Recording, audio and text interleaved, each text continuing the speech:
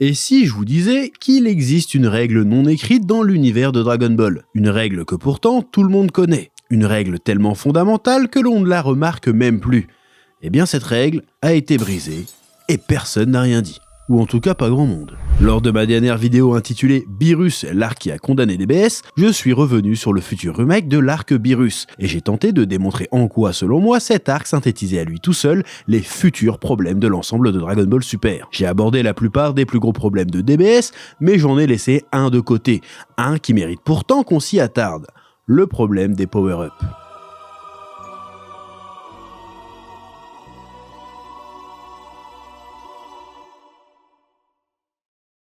Dragon Ball a toujours été étroitement lié au concept de power-up, de gain de puissance, qu'il soit le fruit d'un lourd entraînement ou bien spontané. Tous les personnages de la saga ont, à un moment donné, bénéficié d'un boost de puissance souvent salutaire pour sauver leur peau et faire avancer l'histoire. Et on va le voir, si dans le manga d'origine ces power-ups sont toujours justifiés et bien utilisés, dans Dragon Ball Super, je trouve que leur utilisation est parfois très discutable et parfois même problématique. Je pense que le meilleur exemple en la matière se trouve dans le dernier film en date, Dragon Ball Super Super Héros, dans lequel nous assistons à deux power-ups que je trouve particulièrement représentatifs du problème, Orange Piccolo et Gohan Beast. Si la seconde peut, avec un peu de gymnastique mentale, se tenir en termes de cohérence, je trouve en revanche que la première est une aberration. Pas dans la forme, je n'ai rien contre l'orange, mais bel et bien dans la justification de son existence. Pour moi, cette transformation brise une des règles les plus sacrées de l'univers de Dragon Ball. C'est ce que je vais tenter de vous démontrer dans cette vidéo.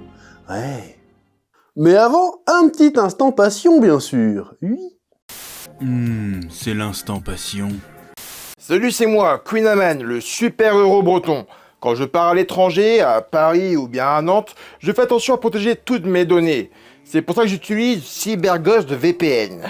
CyberGhost VPN est le leader mondial dans l'industrie de la sécurité et de la confidentialité avec plus de 38 millions d'utilisateurs et l'un des VPN les plus recommandés sur Trustpilot. Plus de 20 000 personnes l'ont noté excellent. C'est beaucoup. Un VPN est essentiel pour protéger votre vie privée numérique et si vous pensiez que vous étiez déjà couvert parce que vous naviguez qu'en mode incognito, détrompez-vous. De nombreux yeux vous observent chaque fois que vous allez en ligne et le mode incognito ne vous donne qu'une fausse impression de confidentialité. Votre fournisseur d'accès à internet, le service informatique de votre école ou de votre entreprise, le routeur Wi-Fi de votre domicile et même les sites web que vous visitez savent toujours qui vous êtes et suivent vos moindres faits et gestes. Pour mettre un terme à cette invasion de la vie privée, vous avez besoin du VPN CyberGhost. Ce VPN va vous permettre de débloquer plus de 40 plateformes de streaming partout dans le monde. Donc là on parle de Netflix, de Disney+, de Telebraze ou encore d'Amazon Prime, on va dire ça. Depuis peu en France, chez l'envahisseur, plusieurs sites pour adultes sont bloqués par les autorités ou bien les fournisseurs d'internet. Grâce à CyberGhost VPN, vous pourrez contourner ces interdictions tout en conservant votre anonymat. Comme moi. C'est pas des parigots qui vont m'empêcher de me taper une bonne galette saucisse, si tu vois ce que je veux dire.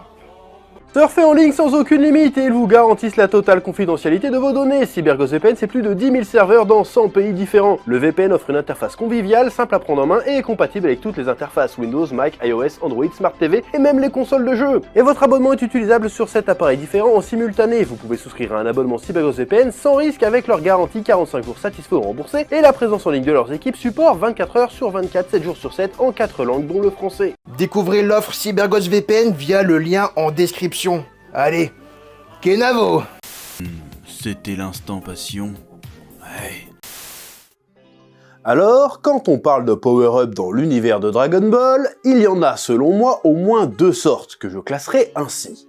Les power-up acquis et les power-up gagnés. Les power-up acquis sont les gains de puissance obtenus après un entraînement. Pendant longtemps, c'était d'ailleurs le standard dans Dragon Ball. Et ça, depuis l'entraînement chez Kame Sennin. Goku devenait plus fort parce qu'il s'était entraîné durement. C'est aussi souvent justifié par des ellipses plus ou moins longues entre les arcs. Goku sort le Super Saiyan 3 parce qu'il s'est entraîné pendant 7 ans dans l'au-delà, par exemple. La meilleure occurrence est bien évidemment la toute première transformation en Super Saiyan de Goku sur Namek, un power-up provoqué par l'immense colère de Goku après avoir vu son meilleur ami se faire exploser par Freezer. Là, certains diront sans doute « Oui, mais non, certes, la transformation Super Saiyan est un peu gagnée, mais c'est surtout le fruit de son entraînement et de son travail après toutes ces années, et ça paye enfin dans cet arc. » Oui, ça serait l'explication probable pour justifier cette transformation dans le lore du manga.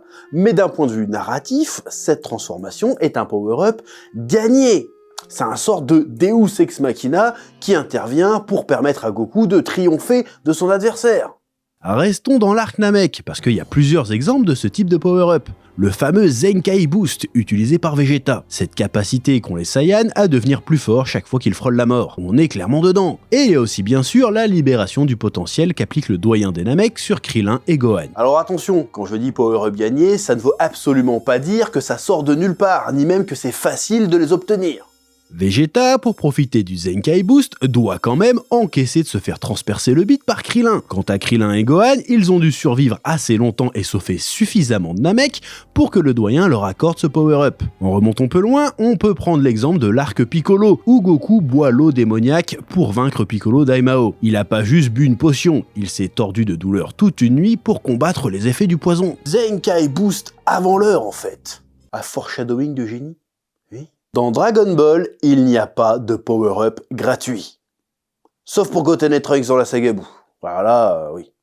Eux, c'est carrément gratuit, mais c'est pas grave, parce que dans le contexte, ça n'a pas vraiment d'incidence sur l'histoire en fait. Et techniquement, est-ce que c'est vraiment un power-up? On le découvre quasi en même temps qu'on découvre les personnages. C'est juste leur puissance de base en fait. Non, leur vrai power-up, c'est plutôt la fusion. Et même ça, c'est pas un power-up gratuit, hein. Il y a tout un entraînement derrière. Mais même, admettons que le Super Saiyan de Goten et Trunks soit un power-up et qu'il soit gratuit. Eh ben, ce serait l'exception qui confirme la règle. Et la règle, c'est, dans Dragon Ball, les power-ups ne sont jamais gratuits. Mais quid de Dragon Ball Super ? Je n'irai pas jusqu'à dire que dans Dragon Ball Super, tous les power-ups sont gratuits. Ce serait une grosse exagération. Le Super Saiyan Blue est le fruit de l'entraînement. C'est un power-up acquis. Il y a aussi le cas de l'Ultra Instinct, qui est d'abord un power-up gagné, puis devient acquis. Dans le manga, on a Vegeta Ultra Ego, développé par l'entraînement avec Beerus. Mais en dehors de ces cas...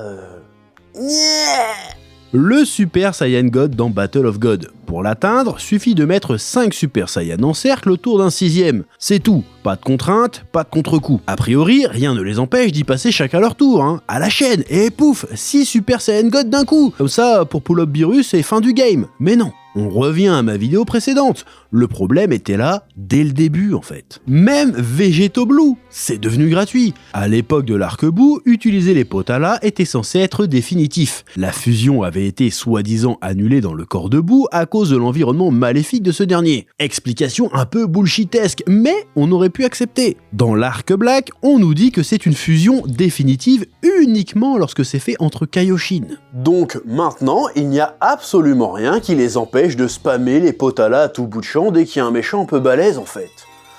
Ouais. Ce qui nous amène à Dragon Ball Super, Super Hero, avec les transformations de Gohan Beast et de Orange Piccolo. Oui. Gohan Beast, on peut le ranger dans la catégorie des power-up gagnés. Gohan croit voir Piccolo se faire tuer par Cell Max, il chope la rage du Terre-Terre et se transforme en Gohan Beast. Transformation un peu éclatée quand même, hein, sans déconner, c'est quoi cette coupe de cheveux de con? Et encore, à la base, il aurait dû avoir en plus de ça la peau bleue. Et oui, on a bien failli avoir la version officielle du fameux Super Saiyan 10. Oh là, t'es mal à rêve d'ancien, attention. Si t'as plus de 30 ans, tu connais forcément cette image, oui. Et cette transformation est un petit peu fastoche, voire carrément fastoche. T'auras beau me dire que Gohan a repris l'entraînement en Scred depuis les événements de Fukatsu no F, non, hein, rattraper le niveau Ultra Instinct de Goku en une après-midi, non, je mange pas là, non. Je ne l'ai pas évoqué tout à l'heure, mais si on compare au dernier power-up en date de Gohan, la libération de son potentiel par le vieux Kaioshin, on pourrait se dire que c'était aussi facile et gratuit. Mais pas vraiment. Il a quand même fallu maîtriser la Z-Sword, la briser pour libérer le vieux, et ensuite subir le rituel hyper long en laissant les humains et la plupart de ses potes mourir sur Terre des mains de Buu. Gohan Beast à côté, c'est vraiment un peu... ta gueule c'est magique quoi. Oui. Quant à Orange Piccolo... je vais tâcher de rester poli, mais bon... quand même quoi. Nous sommes là face à, sans aucun doute, le cas de power-up le plus gratos de la saga. Voilà, je l'ai dit, oui. Explication. Dans le film Dragon Ball Super Super Hero, Piccolo découvre le complot de la nouvelle armée du ruban rouge pour contrôler le monde et se débarrasser de la bande à Goku. Il a affronté Gamma 2 et s'est rendu compte que le cyborg avait un niveau équivalent à celui de Goku et Vegeta. Problème, ces derniers sont encore chez Beerus et il ne parvient pas à les contacter. Il décide donc de régler le problème lui-même et cherche un moyen de gagner rapidement en puissance. Et il se dit que si ça se trouve, Dende pourrait libérer son potentiel comme le doyen des Namek l'avait fait sur Gohan et Krillin. Dende dit qu'il ne peut pas le faire parce que c'est un pouvoir qu'on débloque seulement à partir d'un certain âge. Mais pas de panique, il peut toujours demander à Shenron de le faire. Normalement, Shenron ne peut pas agir sur des êtres plus puissants que lui. Donc Dende dit « T'es capté mon frérot, je vais le booster ». Du coup, il prend la maquette du dragon, verse de la Volvic dessus et pouf, c'est bon. Du coup, Piccolo va chez Bulma, qui a déjà les Dragon Ball, et demande à Shenron de libérer son potentiel. Shenron s'exécute et dit « Eh t'inquiète, je t'ai rajouté un petit bonus ». Bah oui, tant qu'à faire. Et pense aussi à regarder dans ta poche, je t'ai rajouté 100 balles et un Mars, au cas où t'as faim pour ton petit goûter, mon Ray. Voilà, mais pourquoi pas, tant qu'à faire. Mais ce n'est pas tellement le fait que ce power-up soit gratos qui est le plus scandaleux à mes yeux. Non, c'est le contexte dans lequel ce power-up intervient que je trouve encore plus scandaleux. La règle fondamentale que j'ai évoquée au début de vidéo, qui est la suivante, les power-ups dans Dragon Ball ne sont jamais gratuits, n'est en réalité pas la seule règle fondamentale qui a été brisée. Non, il y en a une seconde. Ah, tu t'y attendais pas à celle-là. Ah, tu voulais du storytelling? Tu voulais du plot twist? Je vais t'en donner, mon gars, bouge pas, oui. Cette autre règle fondamentale qui a été brisée dans le film Dragon Ball Super Héros est celle-ci. Les Dragon Ball ne sont jamais utilisés par les héros à des fins égoïstes.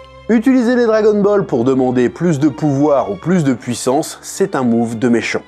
D'ailleurs, chaque fois dans Dragon Ball qu'un méchant, un antagoniste a eu l'occasion de mettre la main sur les Dragon Ball, c'était pour demander soit plus de pouvoir, soit plus de puissance. Piccolo Daimao, il demande à rajeunir pour avoir plus de puissance. Zamasu obtient les Super Dragon Ball et qu'est-ce qu'il fait? Il souhaite de devenir immortel et de voler le corps de Goku pour obtenir plus de pouvoir et de puissance. Molo, lui, les a utilisés pour récupérer lui aussi sa jeunesse et sa magie d'antan.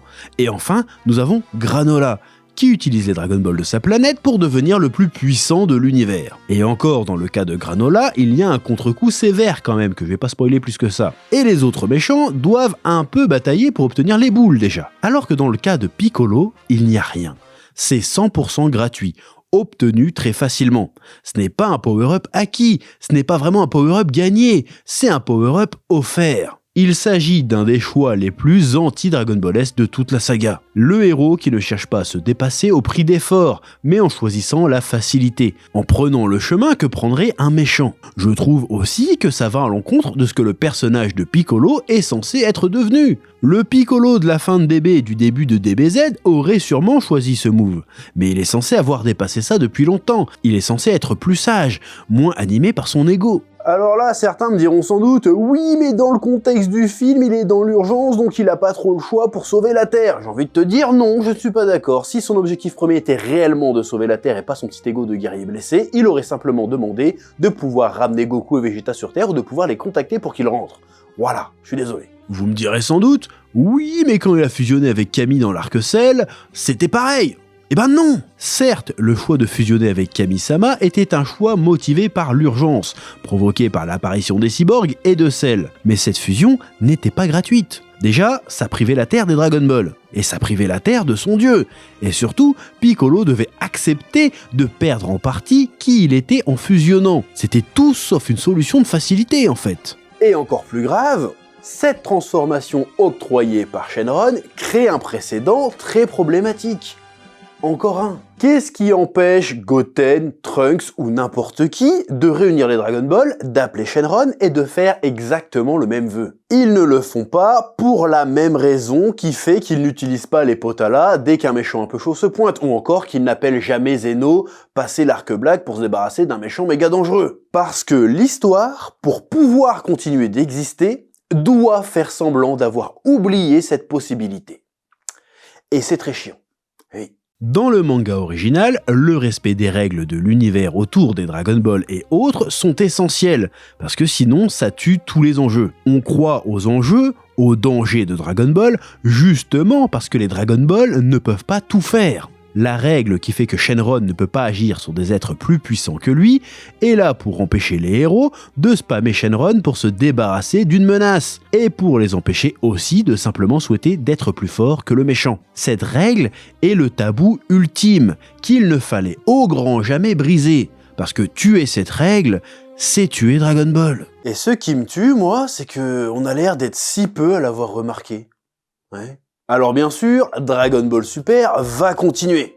Et on va devoir faire nous aussi semblant d'avoir rien vu. Et ça, je trouve ça triste. Ouais. Avant de partir, je tiens aussi à vous rappeler que la campagne du Spatule Jump 2 est toujours en cours. C'est mon Shonen Jump à moi, avec 5 artistes mangaka francophones, 5 histoires courtes à découvrir. Les numéros 0, 1 et 2 sont actuellement en précommande sur Ulule. Le lien est dans la description. Voilà, merci de votre soutien, à très bientôt. Oui. Merci à CyberGhostVPN d'avoir sponsorisé cette vidéo. Utilisez le lien en description pour obtenir une réduction de moins 83% sur CyberGhostVPN, ainsi que 4 mois gratuits. Que la passion vous guide. Oui.